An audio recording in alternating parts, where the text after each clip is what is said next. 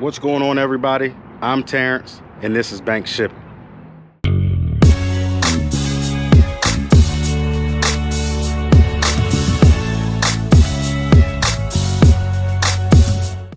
All right, so today is the day that I'm going to do the video that you all been waiting for, which is the walkover or the overview of my trailer.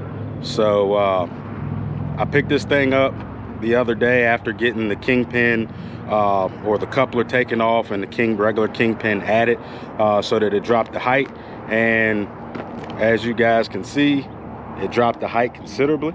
It still looks like it's riding kind of nose high if you look at the back because of the arch that's in the trailer. There's a slight arch that's in the bottom deck, so that's why it kind of looks like it rides still nose high. But one thing I can do and probably will do is adjust the ride height a little bit on the trailer just to give that little bit of extra height to make that little bit of difference. So let's go ahead and walk around this thing.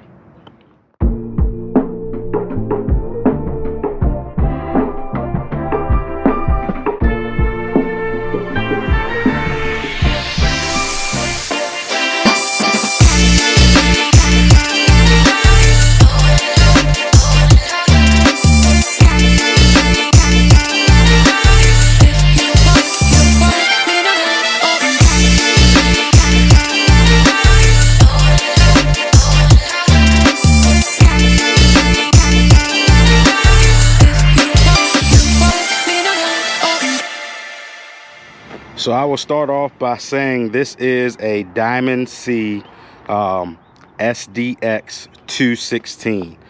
So what that is, it is the Diamond C step deck. The 216 means it's got two 16,000-pound axles underneath of it.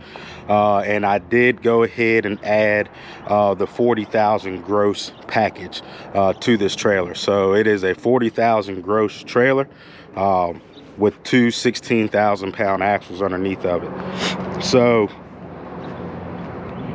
top deck is 10 feet long for the top deck, and then it's a 43-foot bottom deck, making the total length a 53-foot trailer. So kind of long, but I needed it. But really, it's not much longer, like overall length with my setup isn't much longer than what it was when I was running the pickup with the 40-foot goose. So probably about, I think I measured it, and it's about 8-9 feet difference for total setups. But under here, there's like this little compartment right there.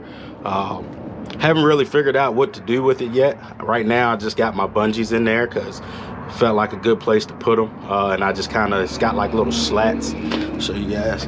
It's got like little slats down here in the bottom. So what I did is I just put a bungee across there to kind of keep those from moving around. So I figured that's a great spot. Not really a place to put chains and binders because it's kind of too shallow, but it works out. Figure something out, you know, later on if I need to put something else in there. So you got your landing gear. I did not get hydraulic jacks. Hydraulic jacks is an option, but for me personally, I'd rather have the crank style because it's just less problems for me. You know, I'm one of those people who like simple things, and the less things that I have that can go wrong, the better. So just getting the regular hand crank 2-speed jacks, that was easy choice for me. The next thing that you have on here is Diamond C has this fold out step. You just lift up and drop it down.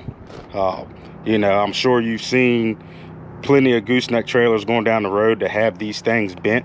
Actually, I have one missing on my old trailer and have one bent on the other side of the old trailer. So, you know, you catch things like a berm if you're going off-road or something, you know, you just catch anything.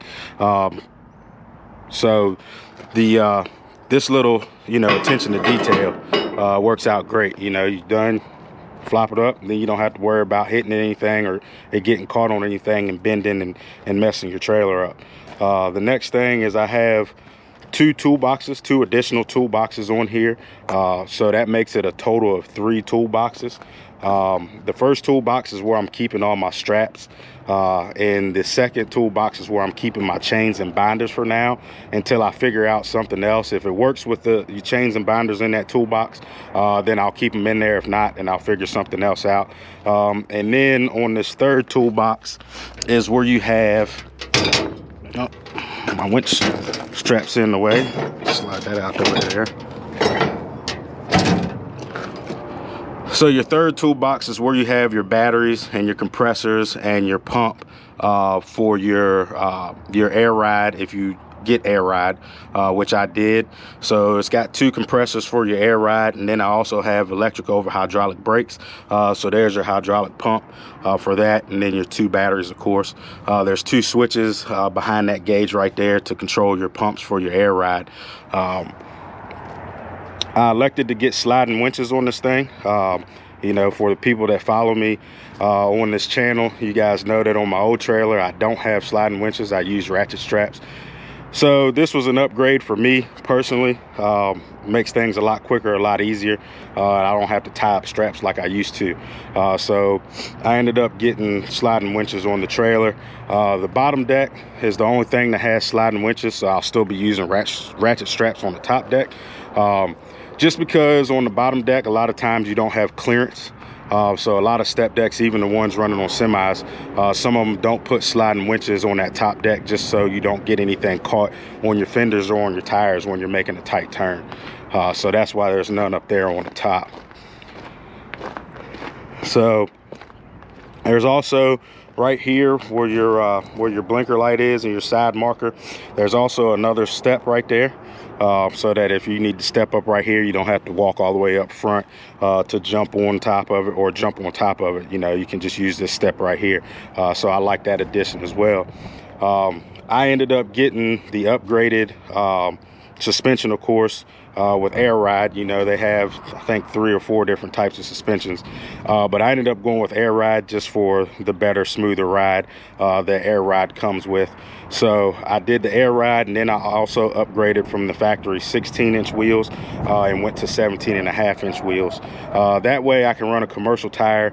You know, you definitely get a whole lot more life out of commercial tires in my experience. So the 17.5s was a must for me. And also with that air ride suspension, it allowed me to get a front lift axle. So as you guys can see, it doesn't lift, you know, crazy high, but as you guys can see, it is off the ground. You know, so you can spin that thing.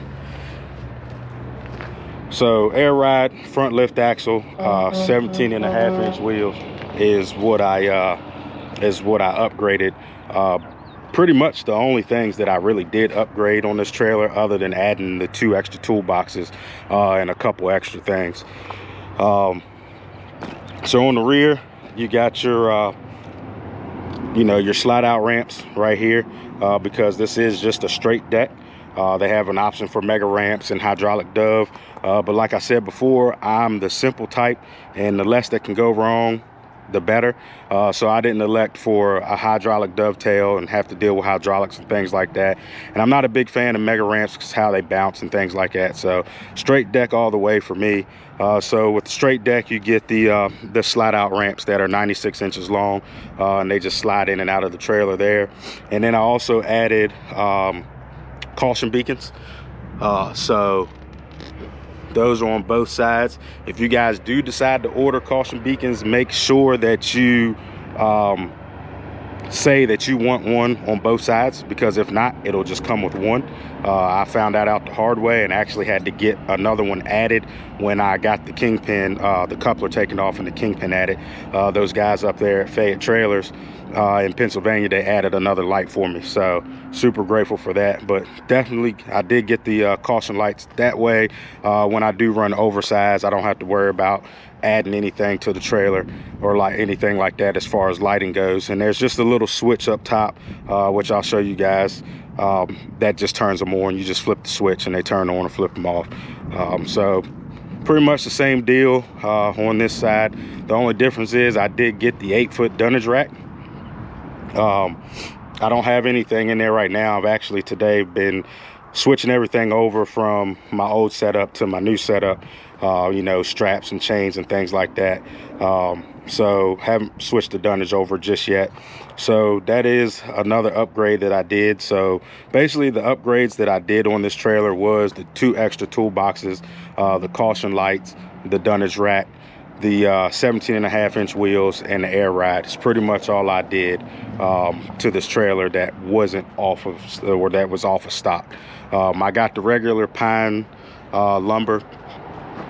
I'll end up staining that probably today or Sunday. It's supposed to rain tomorrow, so if I don't have time today, if I run out of time today, I'll do it Sunday. So I definitely will stain this, that way this lumber lasts, but it is some pretty good hard lumber. Up here on between the top deck and the bottom deck, you also have another opening right here for some more ramps to go from, they're 4 foot long.